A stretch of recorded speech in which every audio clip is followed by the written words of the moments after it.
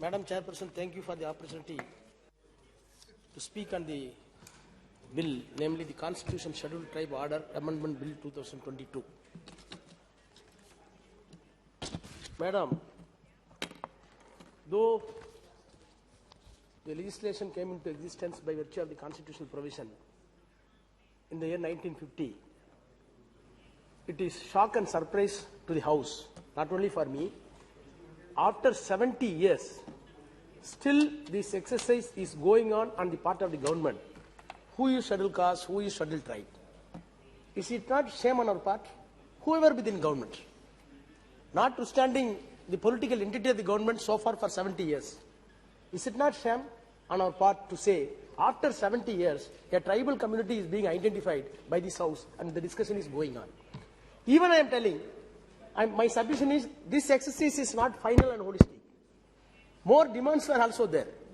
That is why I wanted to speak on this bill. Of course, Madam, this type of exercise was started not after independence. Even before independence, the British people were so humanitarian towards us. They wanted to identify who are the scheduled castes, untouchable, unseeable, unapproachable, and the tribals. They wanted to have upliftment of these people on par with the rest of the people in the society. I welcome this bill. I appreciate the minister for taking these efforts, at least to bring this bill at this belated position. But does it mean to say it is holistic? We are having a national commission for SC and ST. We are having so many mechanisms in the government. But yet, the social topography of this country has not been reviewed and redressal mechanism is not at all fully addressed.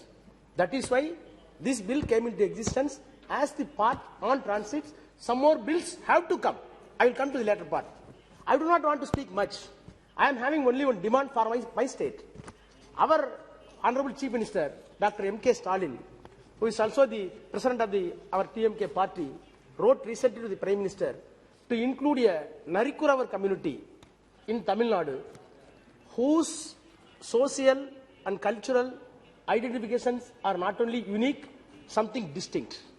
They have been completely neglected in terms of education and other life facilities. Even basic amenities were not at all provided to them. They are landless poor. The education is, literacy rate is almost 0.01%. There is no representation in the government service almost. So these communities were almost neglected so far more than 70 years. In 1965, the state of Tamil Nadu demanded this Narikuravas community should be included in the tribal list. On the basis of the state government's demand, in 1969, when our beloved leader Dr. Kalaignar Karunanidhi was Chief Minister of Tamil Nadu, again the attention was drawn by the central government on the basis of the recommendation made by the state government. The Lokur committee was constituted and it was referred to the joint parliamentary committee whether these two communities can be included in the tribal list. So JPC gave the recommendation, Lokur commission gave the recommendation, Director of Tribal Affairs gave the recommendation, yet National Commission for Tribals gave the recommendations. What else you need?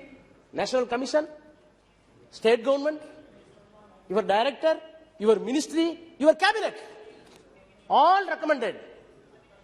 The Narikuravas community in Tamil Nadu, Kurumbas community in Ooty, Nilgiris, in my constituency, they have to be included.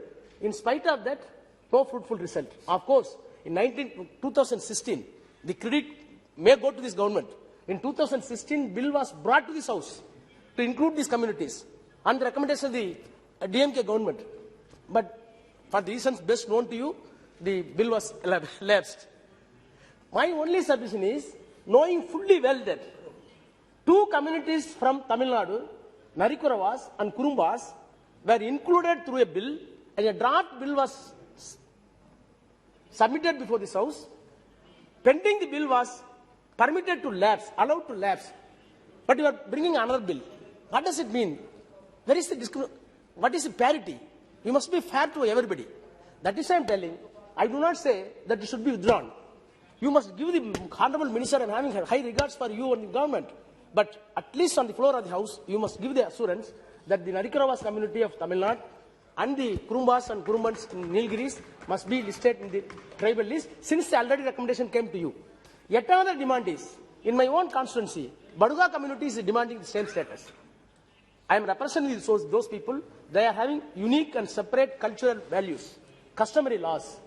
They are also associated with the forest lands. They are having their own customary laws, which cannot be equated even with Hindu laws. Some unique features are in the society. They demanded for the ST status. Similarly, fishermen in Tamil Nadu, some part, they demanded for ST.